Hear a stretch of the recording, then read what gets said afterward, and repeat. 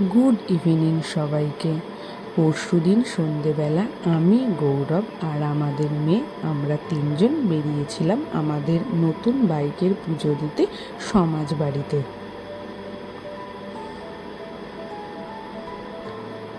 এই সমাজবাড়ি নাকি খুব জাগ্রত। এখানকার যিনি দাদামশাই, তার কাছে নাকি মন থেকে যা চাওয়া যায় তিনি নাকি সেটাই পূরণ করেন।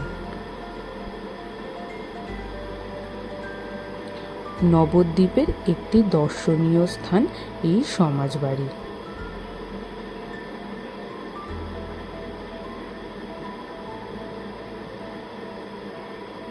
এখন চলছে দামোদর মাস, তাই সেই দিন সন্ধেবেলা সমাজবাড়িতে গীতাপাঠ হচ্ছিল।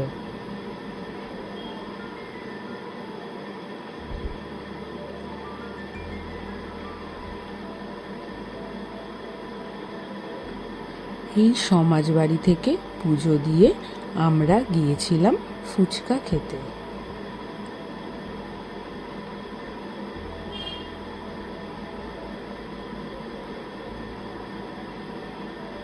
গৌরবের খুব ইচ্ছা ছিল নতুন বাইকে মেয়ের পায়ে ছাপ দেওয়ার, তাই পরের দিন সকালে ওর সেই ইচ্ছাটা পূরণ করলাম।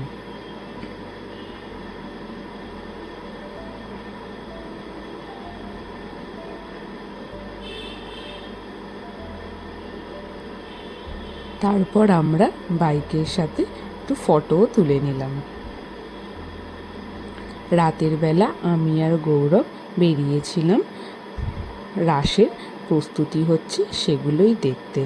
নবদ্বীপে তো আর কিছুদিন পরে রাস, আমরা তো থাকতে পারবো না রাসে, তাই আর কি আমরা দুজন প্যান্ডেল যে ঠাকুর তৈরি হচ্ছে সেগুলোই দেখতে বেরিয়েছিলাম।